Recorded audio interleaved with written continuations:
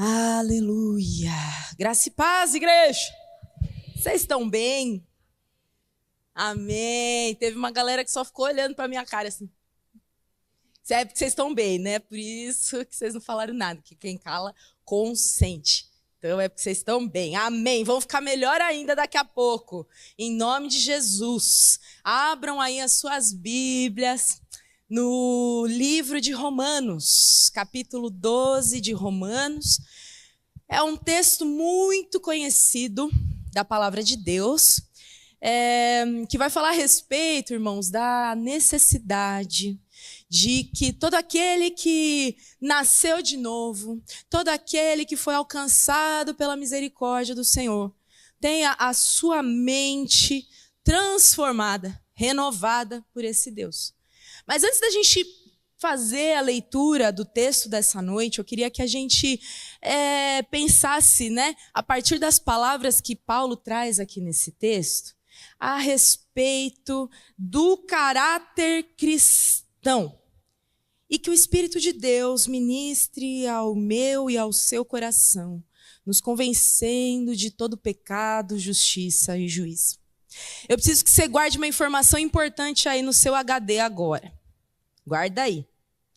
A maneira como vivemos a vida cristã importa muito para Deus. A maneira como eu e você vivemos a vida cristã importa muito para Deus. Jesus, lá em Mateus 15, ele vai citar Isaías para repreender os fariseus, porque eles apresentavam uma aparência religiosa que era muito agradável, eles apresentavam uma conduta moral que era muito agradável, mas o coração deles estava sendo reprovado por Deus. E aí ele vai usar aquele texto de Isaías que fala assim: esse povo me honra com os lábios, mas o seu coração está longe de mim.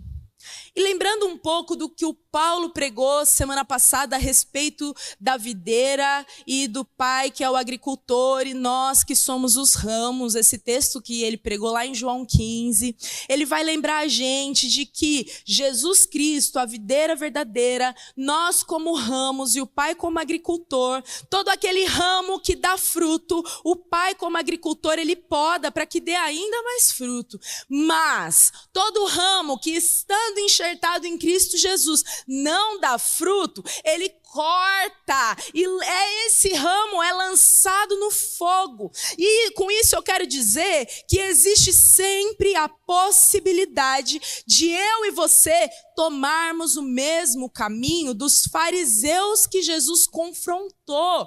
E nós podemos estar levando uma vida que é muito mais convencida do que convertida. Posso ouvir um amém? Um glória a Deus. Isso é muito sério, irmãos.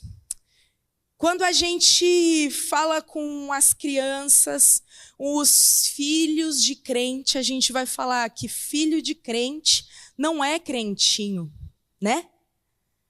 Filho de crente não é crentinho. Por quê? Porque todo filho de crente também precisa passar por uma experiência transformadora com Cristo Jesus, o nosso Senhor. Da mesma maneira, meus irmãos, aquele que professa com os lábios que é cristão, mas tem um coração endurecido para a vontade do Senhor, essa pessoa, ela está vivendo muito mais convencida da sua espiritualidade do que convertida de verdade. Então, eu queria que você baixasse a sua cabeça aí por alguns segundinhos e a gente pensasse e orasse ao Senhor as palavras que Davi traz lá no final do Salmo 139, que diz: sonda-me. E nós pedimos ao Senhor: sonda-nos, ó Deus, porque o Senhor conhece o nosso coração. Prova-nos e conhece os nossos pensamentos, o Senhor conhece as nossas inquietações. Vê se há em nós, Senhor, algum caminho mau e guia-nos pelo caminho eterno. Amém. Paulo escreve a carta de Romanos para a primeira igreja para a primeira portinha cristã que nasceu lá em Roma, nossos irmãos, membros da igreja de Roma, lá no 1º século. E essa era uma igreja diversa, uma igreja plural, tão plural quanto a cidade onde ela estava ali inserida. E aí eu fico imaginando um monte de gente diferente, agora tendo o desafio de viver debaixo da mesma fé, debaixo das mesmas práticas, assumindo um novo padrão de pensar, assumindo um novo padrão de sentir, assumindo um novo jeito de viver, não mais de acordo com esse mundo, mas agora a partir da eternidade.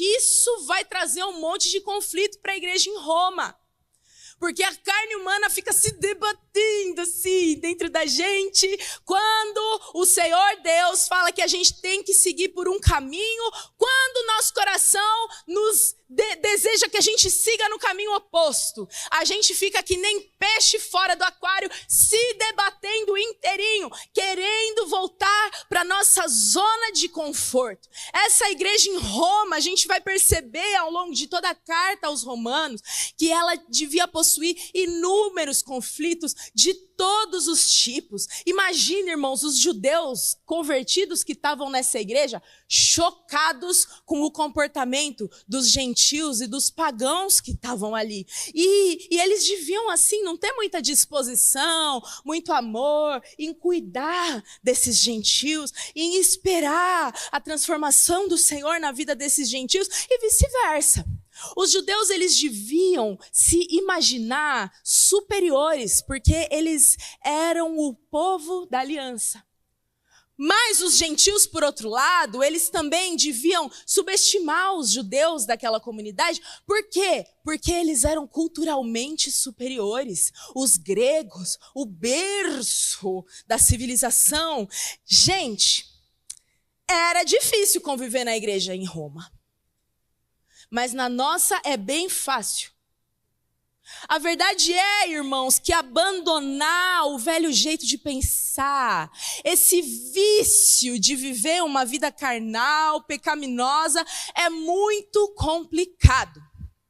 Quem aqui já assistiu Missão Impossível? Ninguém assistiu, sei. Mas todo mundo conhece a musiquinha. Tan, tan, tan, tan, tan.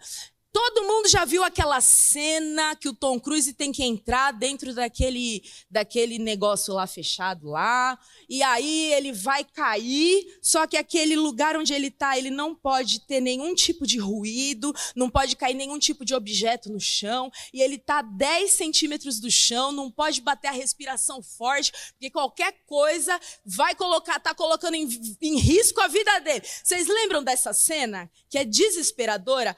Pois é, irmãos, viver a vida cristã da maneira como o Senhor planejou para mim e para você, eu tenho para mim que é muito mais impossível do que aquela missão que o Tom Cruise estava vivendo naquele momento. O que garante para mim e para você que nós vamos chegar ao final dessa jornada é o Espírito de Deus vivendo dentro de mim e de você. E o que garante que eu e você vamos chegar ao final dessa jornada são as palavras do nosso Senhor Jesus Cristo. Aquele que começou a boa obra, vai completá-la dentro de cada um de nós. Mas isso não exclui, meus irmãos, a responsabilidade que você e eu temos de nos envolver nesse projeto de Deus e viver os projetos de Deus de maneira plena. Vai exigir tudo de nós. A gente vai precisar se entregar ao Senhor que nos chamou e crer que Ele está operando a obra milagrosa da nova criação dentro de mim e de você, dia após dia. Precisamos crer. Crer é a palavra. Crer e crer. Porque somente pela fé no Senhor, a gente durante essa jornada não vai se acomodar quando as coisas estiverem boas. Nem vamos desanimar e desistir quando as coisas ficarem ruins.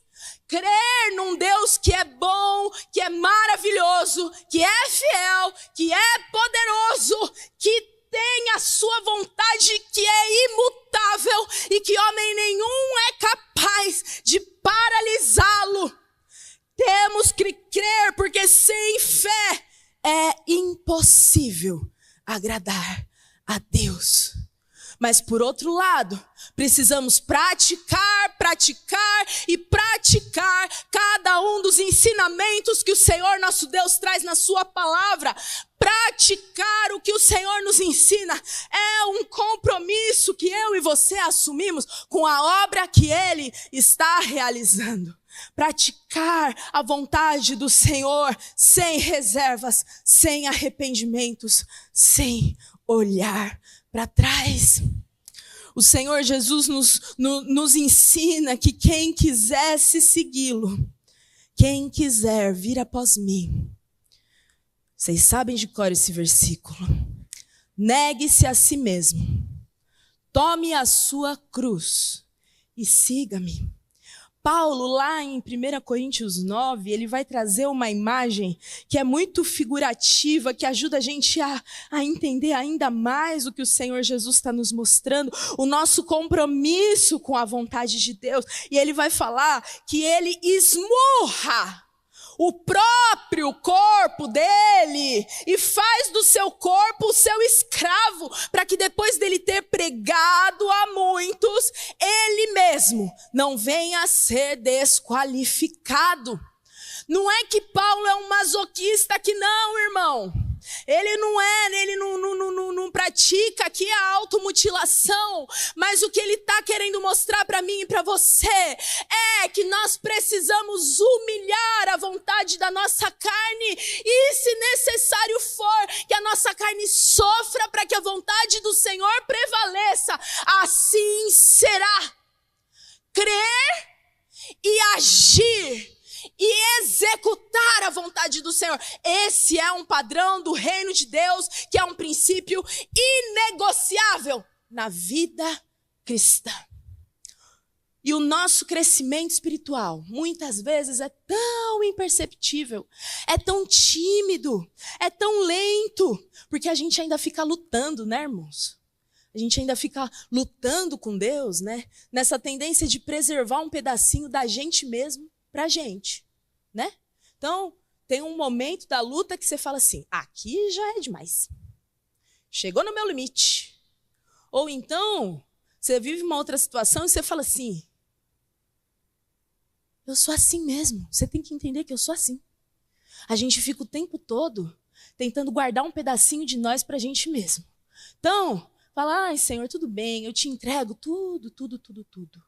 Mas esse meu dentinho de leite da vida carnal, eu vou guardar numa caixinha aqui de recordação.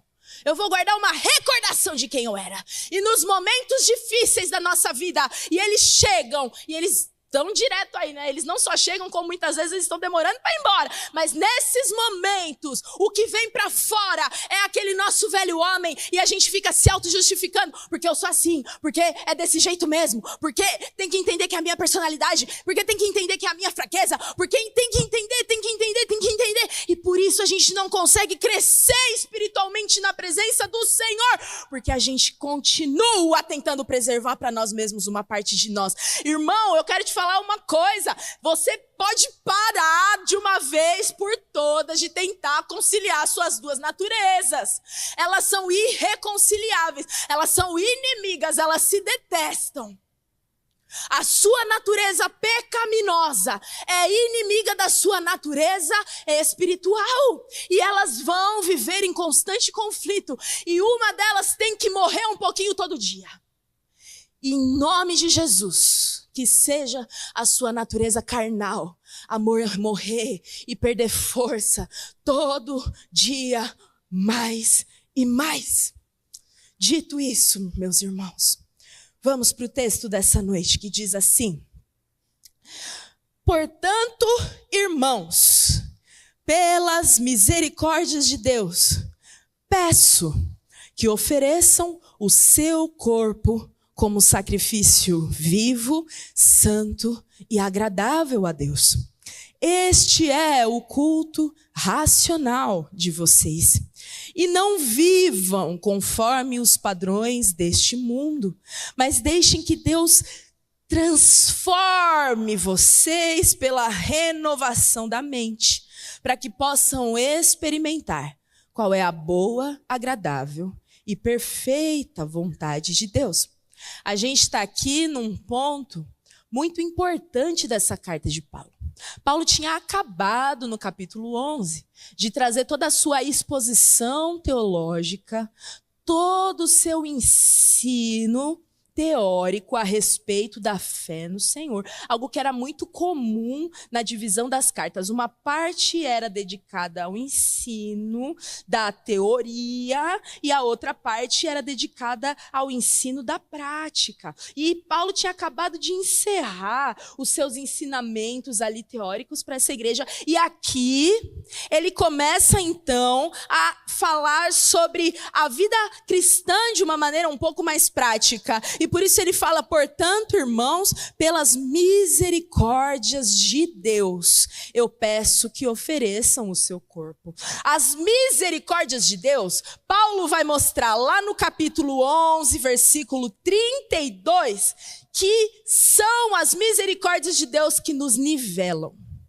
Uma igreja muito plural, uma igreja muito diferente, cheia de gente rica, de gente pobre, de gente muito estudada, de gente pouco estudada, de gente que gosta de rock, de gente que gosta de samba, de gente que é avivado, de gente que é mais reformado. Irmãos, uma igreja plural, ela é nivelada. Paulo nivela essa igreja, primeiro por baixo. Todos vocês pecaram.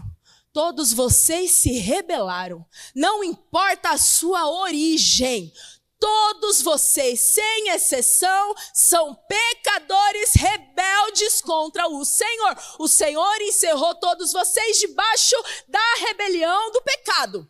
Mas esse mesmo Deus, ele decidiu derramar a mesma misericórdia sobre cada um de vocês.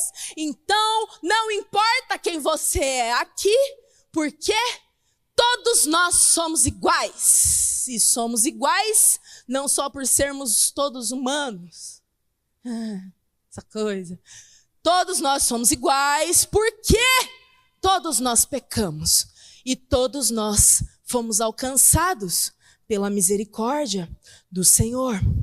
E aqui ele fala que é justamente por causa, no capítulo 12, dessa misericórdia, que nós precisamos oferecer o nosso corpo como um sacrifício vivo, santo e agradável a Deus, que é o nosso culto racional.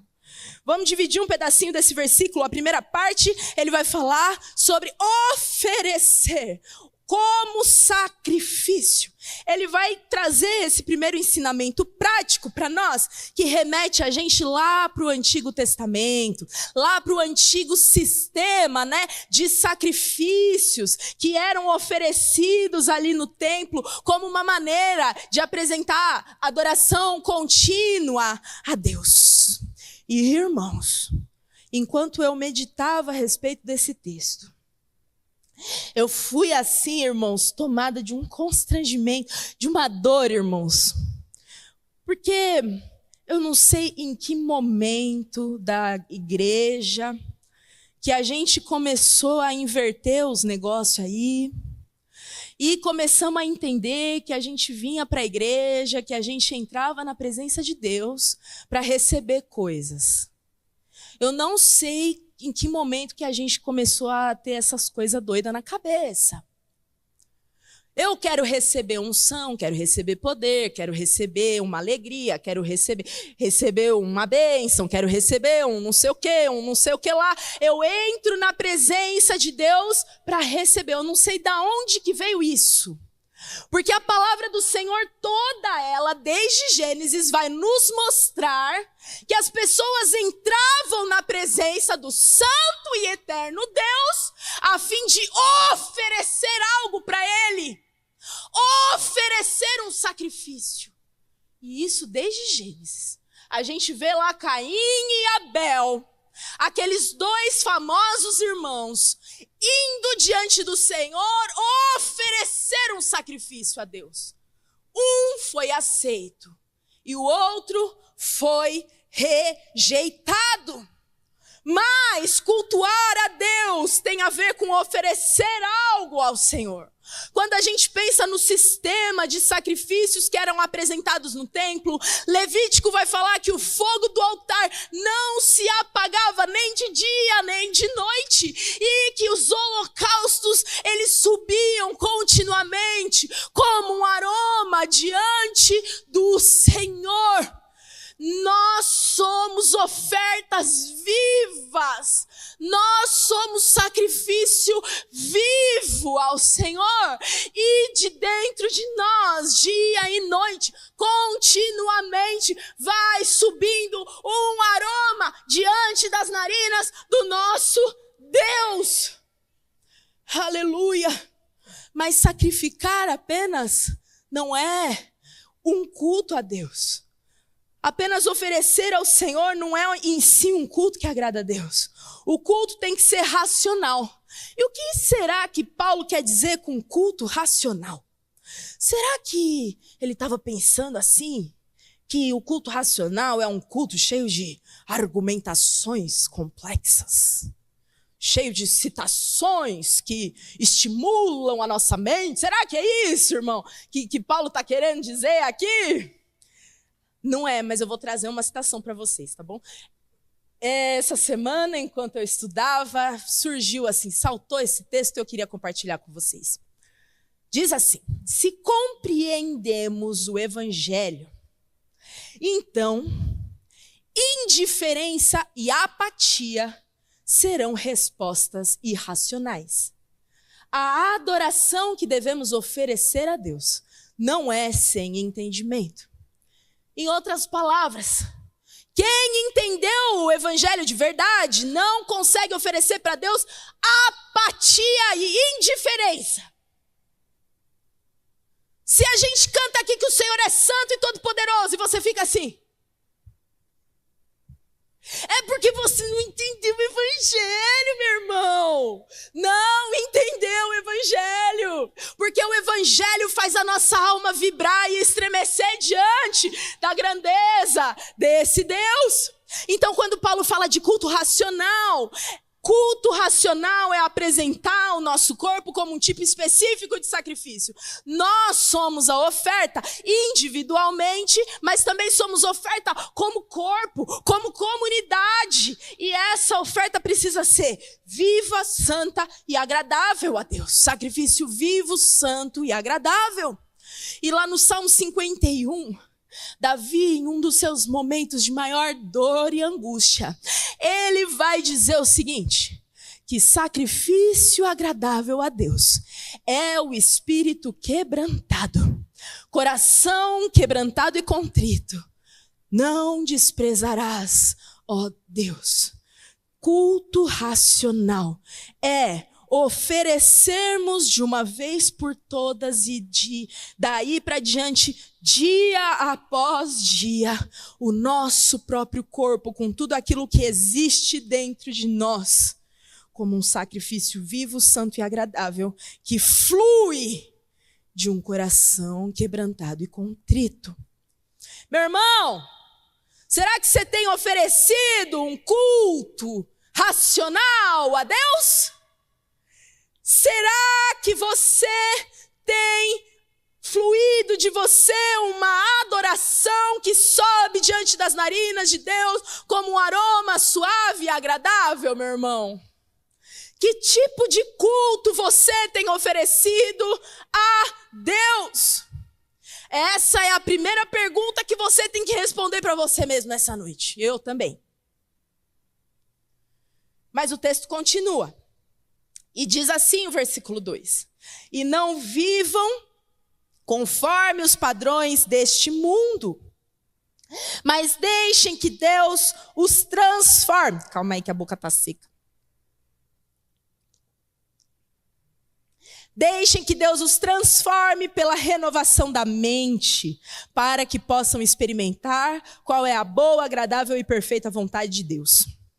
Irmãos, para que a gente possa oferecer culto racional a Deus, é necessário que a gente rejeite, abandone, odeie, esqueça, deixe para trás, largue de lado a nossa antiga vida, que era segundo os padrões desse século, dessa era. E Paulo, ele explica, ele esclarece isso de uma maneira muito legal para a gente, lá em 2 Timóteo 3, quando ele vai orientar, né, esse jovem pastor Timóteo, coitado do bichinho, de novinho e já tinha uns problemas de estômago, porque é muito tranquilo ser pastor, entendeu? Então ele já tinha uns probleminha de estômago lá e tal, e aí Paulo está oferecendo alguns conselhos para esse jovem pastor, e diz assim, lá em 2 Timóteo 3:1, mas você precisa saber disso. Nos últimos dias sobrevirão tempos difíceis, pois os seres humanos serão egoístas, avarentos, orgulhosos, arrogantes, blasfemadores, desobedientes aos pais, ingratos, ímpios, sem afeição natural, implacáveis, caluniadores, sem domínio de si, cruéis, inimigos do bem, traidores, atrevidos, convencidos, mais amigos dos prazeres do que amigos de Deus, tendo forma de piedade, mas negando o poder dela. Fique longe também destes. Que lista, irmãos. E essa não é uma lista definitiva, ele traz alguns exemplos aqui. Mas diante disso, eu pergunto para você, como tem sido para você viver a vida cristã, tendo que lidar com a maldade desse mundo? Como é para você ser manso e humilde de coração, tendo que conviver com oferecer gentileza e receber indiferença? Um exemplo clássico, vou dar aqui para vocês, vocês vão reconhecer. Tomara que ninguém aqui seja assim. Mas você entrou no elevador, e aí tem uma pessoa correndo lá no fundo. Aí você, o que você faz? Segura a porta do elevador para a pessoa conseguir entrar, né? Aí a pessoa entra e olha para baixo. E aí você fala, bom dia. E a pessoa não te responde. Você faz isso 1, 2, 3, 10. Até o momento que você não segura mais a porta do elevador. Ou, quando a pessoa entra, você mesmo não dá mais um bom dia para aquela pessoa. Como é conviver com a maldade desse mundo? Como é conviver com a indiferença das pessoas? Como é manter a sua vida, a sua prática de vida cristã, tendo que relevar a maldade do trânsito? Esses tempos atrás eu fui andar numa avenida, irmãos, e estava um trânsito meio doido, sem brincadeira. Um motoqueiro, ele começou a atravessar pela calçada, a 70 por hora, assim, com tudo parado. Como é conviver com a maldade desse mundo? E a maldade dos relacionamentos? Fiz tanto por tal pessoa. Ai, meu Deus. É difícil ser bom demais para os outros. Ai, ai. Quanto que a maldade do mundo já endureceu o seu coração. Quanto que a maldade do mundo, que muitas vezes você vê na igreja, já endureceu o seu coração. Você já conviveu com alguém orgulhoso dentro da igreja? Ou todo mundo é mansinho aqui? Já conviveram com alguém orgulhoso, com alguém soberbo? Não? Tô chocada. Chocada. Quero ir para essa igreja de vocês aí, que é ótima. Enfim, deve ser ela lá do outro lado da rua. Aqui tá tudo certo. A verdade é que a gente conhece e recebe sempre pessoas muito feridas, endurecidas pelos sofrimentos que elas tiveram que encarar dentro da própria igreja.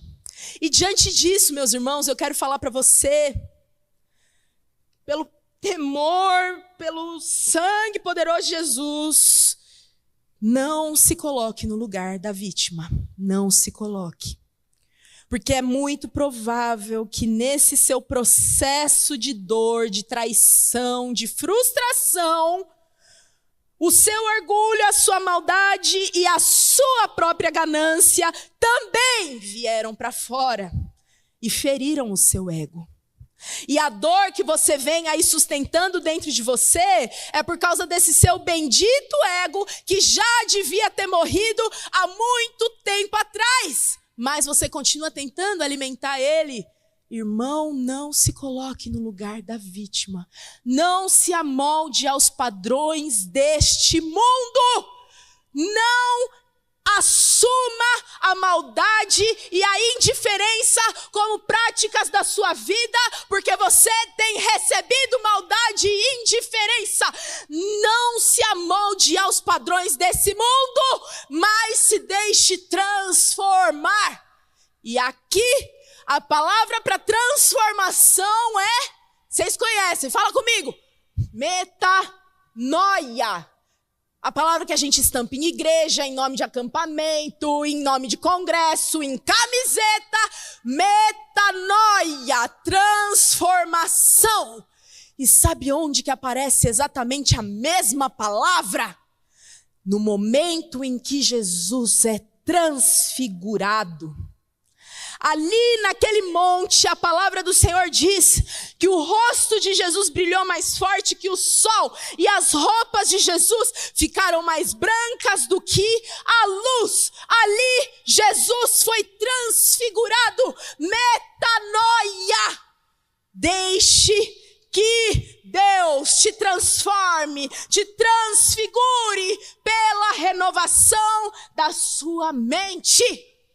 E o que eu quero te dizer com isso, meu irmão, é que ser transformado é receber o toque divino sobre a sua alma. Só pode ser transformado quem recebeu o toque divino sobre a sua própria alma, sobre o seu próprio coração. Vai além de adquirir novos hábitos. Entende isso?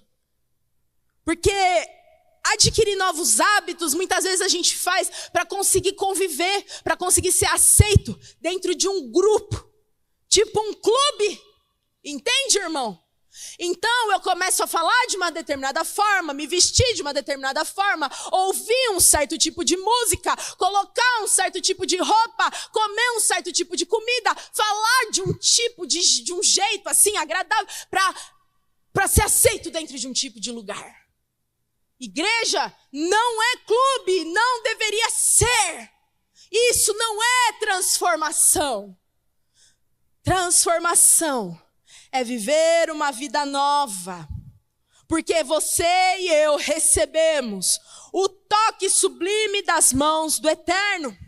Muitas vezes, irmãos, a gente tenta viver a vida cristã na força do nosso braço. A gente não ora, a gente não se devota a Deus, a gente não tem vida com o Senhor, a gente não busca conhecer mais e mais o Senhor e tenta na força do braço praticar a vida cristã. E sabe qual que é o resultado disso? Catástrofe. A gente acaba prestando, Martin Lloyd Jones que vai falar isso, eu só estou repetindo. A gente acaba prestando um desserviço à causa do Evangelho do Senhor, quando as boas obras do Evangelho ficam contaminadas pelo nosso orgulho, pela nossa soberba, pela nossa arrogância, que a gente insiste em manter dentro do nosso peito.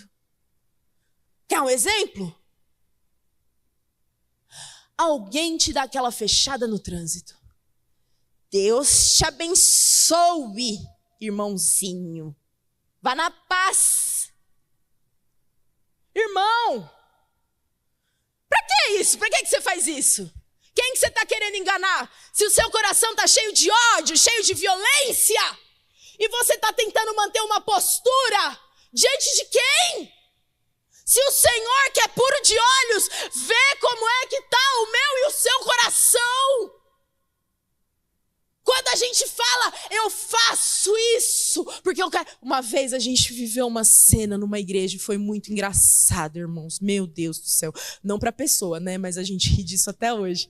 Porque um pastor estava pregando e aí ele foi passando assim nas cadeiras, uma coisa que eu jamais farei em nome de Jesus. E aí ele saiu assim, falando, se Deus estivesse aqui diante de nós hoje, e ele está, né?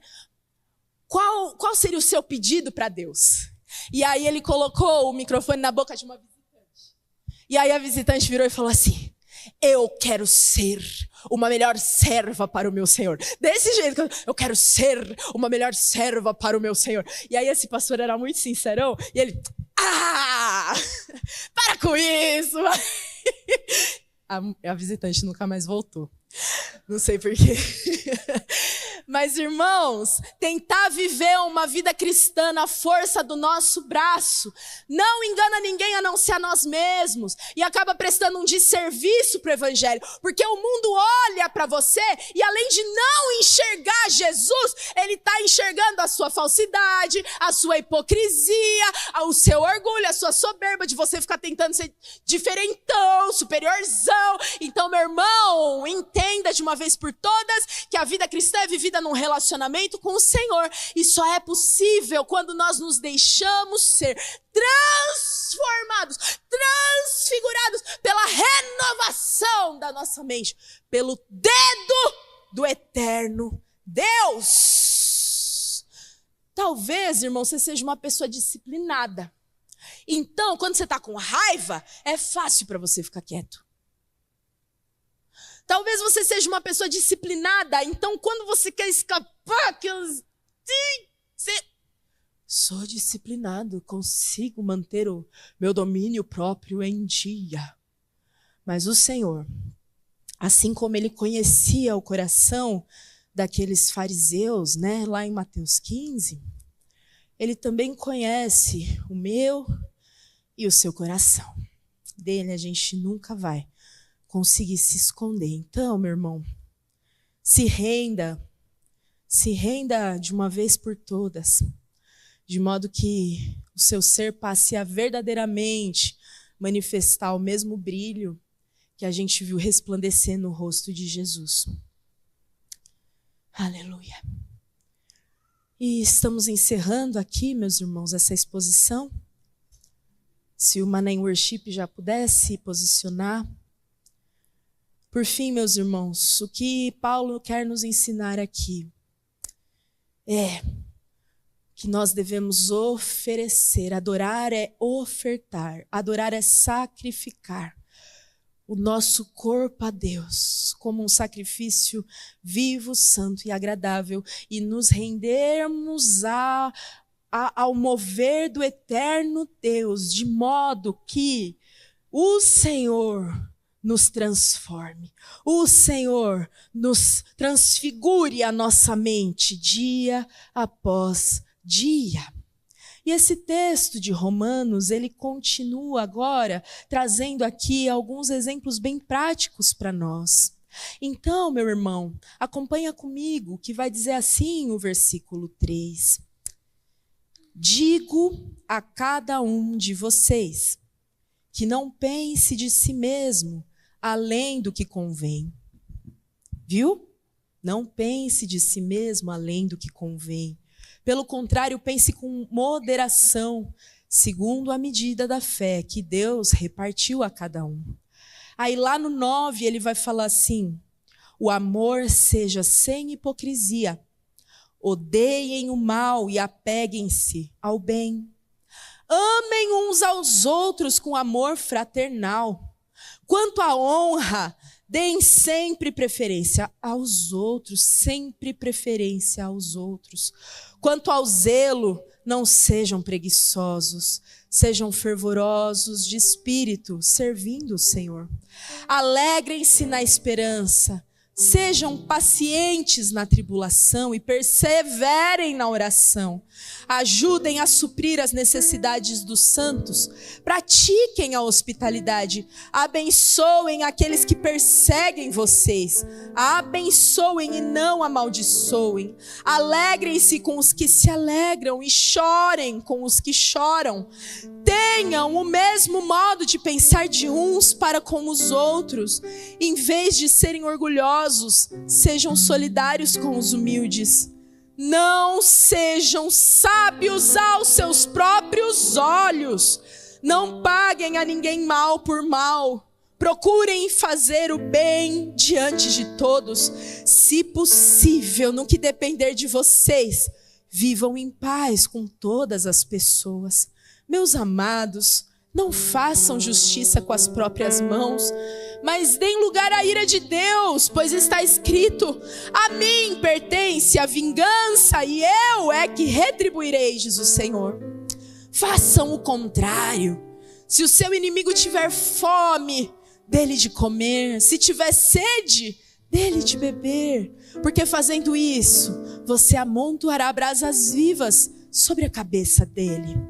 Não se deixe vencer pelo mal, meu irmão. Não se deixe vencer pelo mal.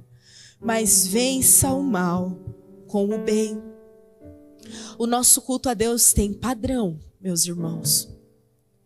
E para que seja agradável ao Senhor, para que o aroma dos nossos corações suba como um cheiro suave e agradável ao Senhor, para que a gente possa alegrar o coração daquele que nos chamou um dia para si, a gente precisa se envolver com a obra que Ele está operando dentro de nós. E como a gente falou já no começo, a maneira como a gente vive a nossa vida cristã importa muito para Deus, porque o Senhor não se agrada de sacrifícios.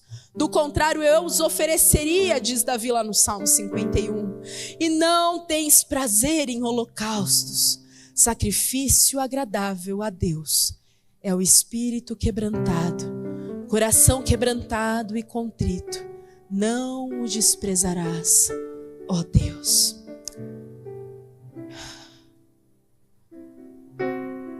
Vem, Senhor, minha vida oferecer como oferta de amor e sacrifício. Quero minha vida a te entregar como oferta viva em teu altar. Vem, Senhor, minha vida oferecer como oferta de e sacrifício. Quero me a ti como oferta viva em teu altar, pois pra te adorar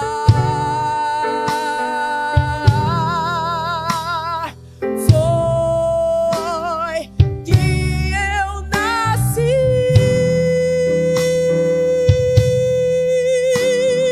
Cumpre em mim, Senhor, o teu querer. Faça o que está em teu coração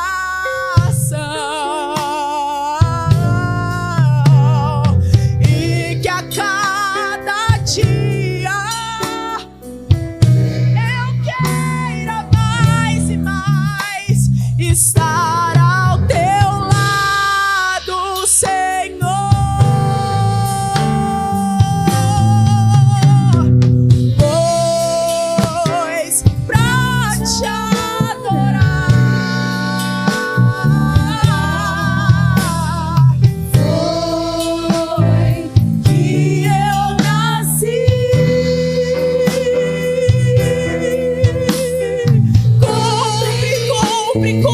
Cumpre, Senhor, o teu querer no meio da tua igreja. Faça o que está em teu coração, Senhor.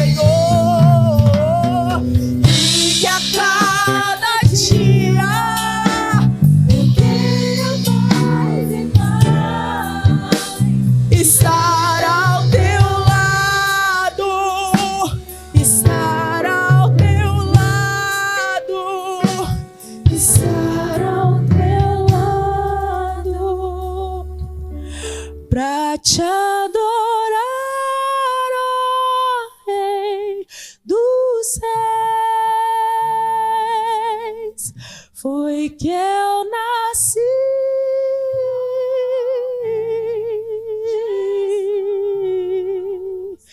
Meu prazer é te louvar, estar nos átrios do Senhor. Meu prazer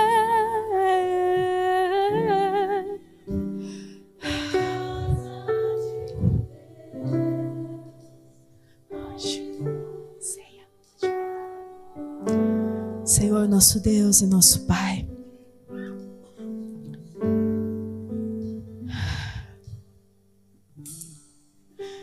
Teu Espírito Santo que habita o nosso interior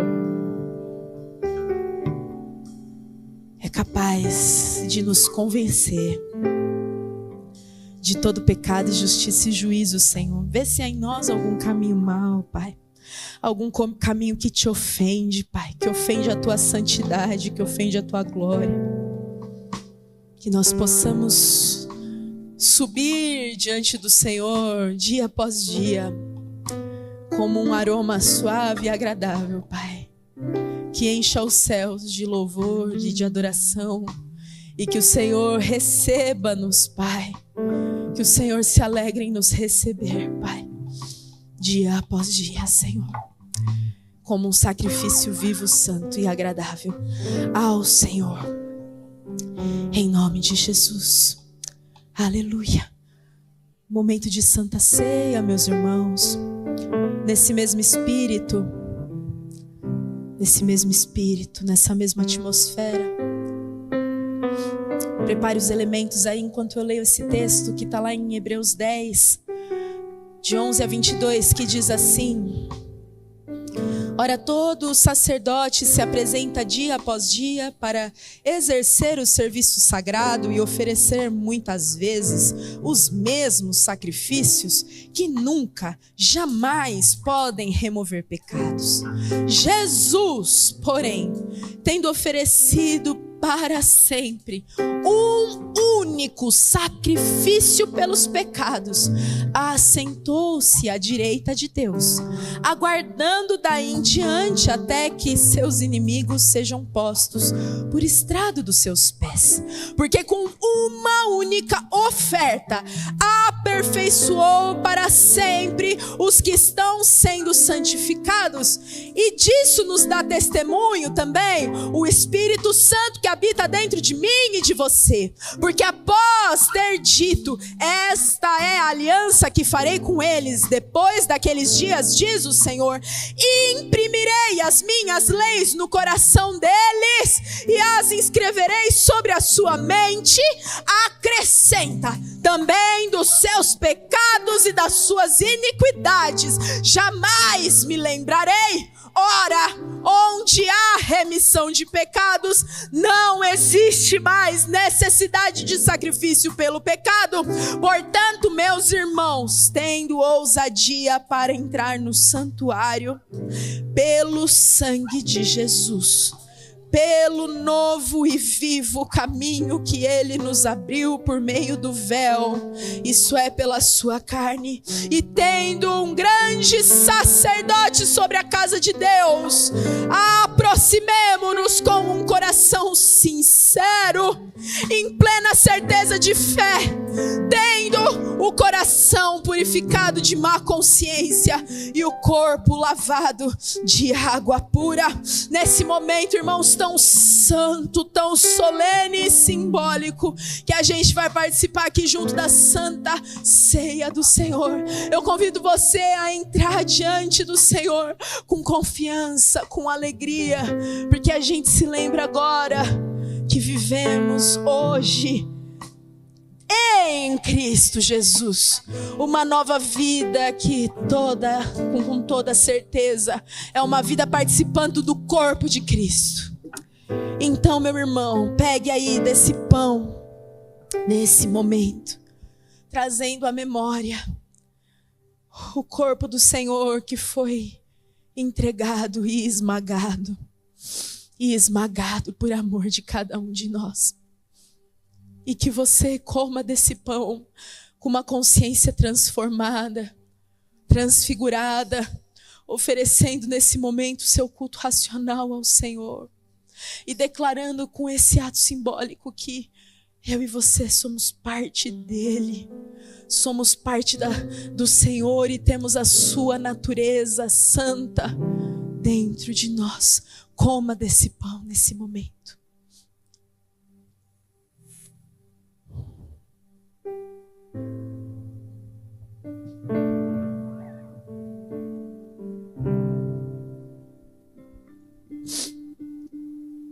Aleluia, Senhor. Da mesma forma, meus irmãos, a gente bebe do cálice agora. O cálice que simboliza o sangue da nova aliança, que nos lavou de uma vez por todas, que nos purificou de uma vez por todas, de modo que hoje a gente pode declarar a Ele: Senhor, nós temos um coração sincero dentro do nosso peito, porque Ele foi purificado de toda má consciência, Ele foi purificado pelo sangue precioso de Cristo Jesus, Ele foi purificado pelo Verbo vivo de Deus, que se fez carne e habitou entre nós, cheio de graça e de verdade. Nós fomos purificados pelo sangue daquele que um dia revelou a sua glória aos homens, revelou a beleza de Deus a pecadores impuros.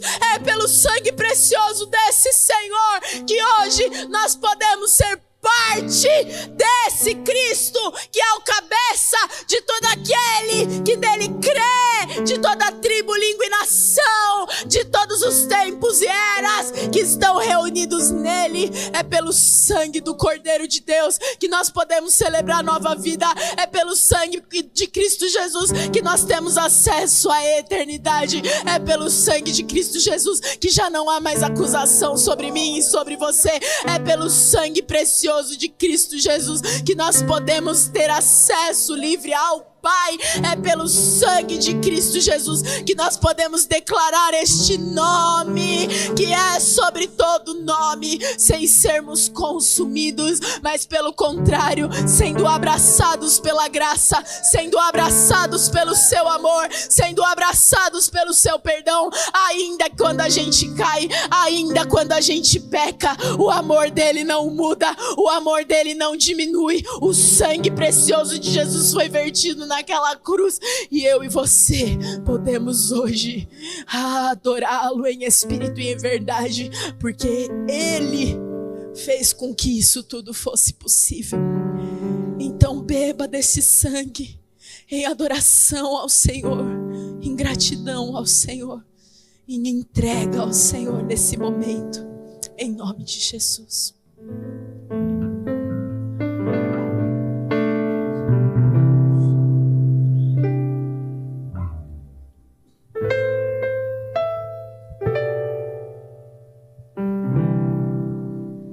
Graças eu te dou,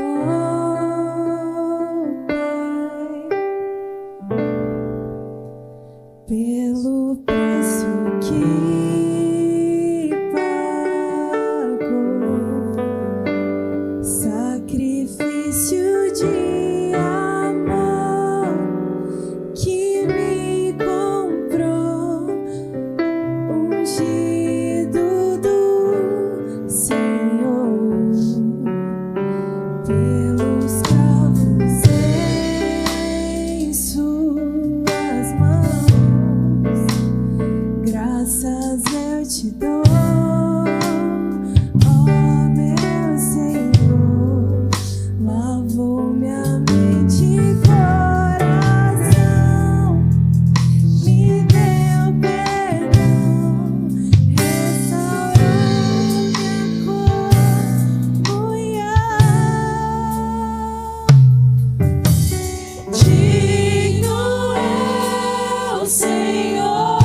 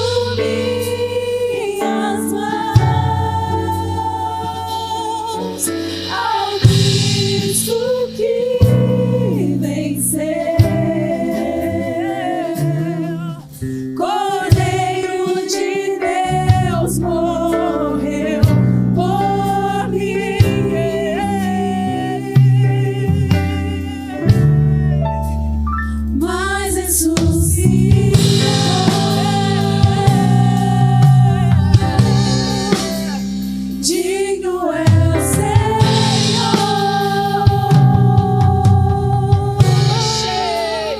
Pelos cravos em suas mãos, graças eu te dou, meu Senhor. Lavou minha mente e coração, me deu perdão, restaurou minha comunhão. Digno é o Senhor, sobre o trono está.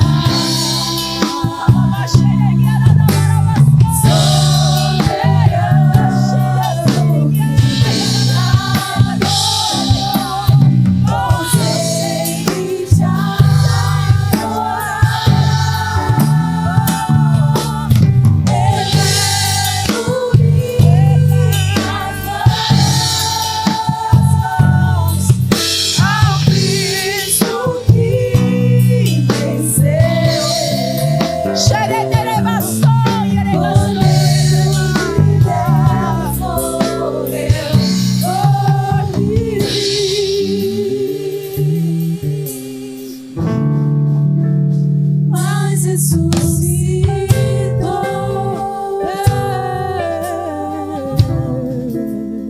Digno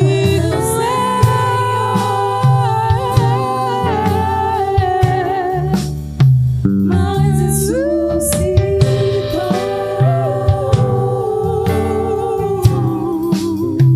Digno é o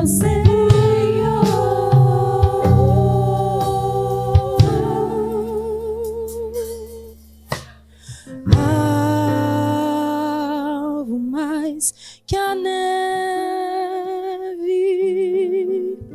alvo mais que a neve,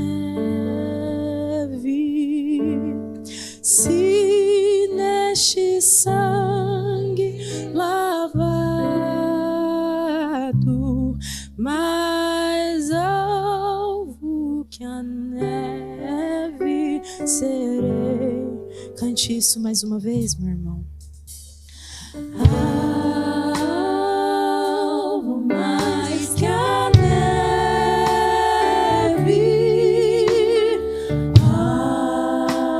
alvo mais que a